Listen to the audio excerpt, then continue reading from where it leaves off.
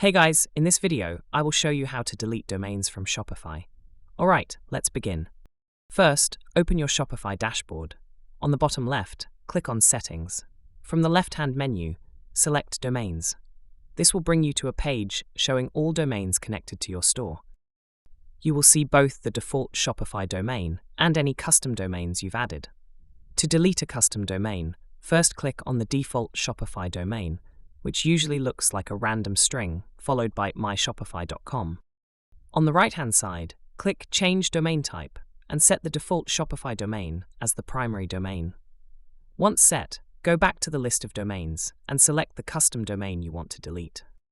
Now that the custom domain is no longer primary, you will see a Delete Domain button.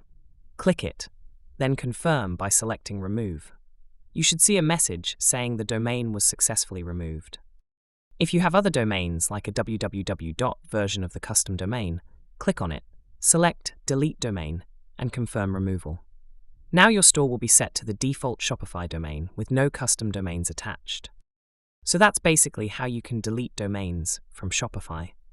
And that's it for this video. If you find this helpful, consider subscribing and giving this a big thumbs up. Thanks.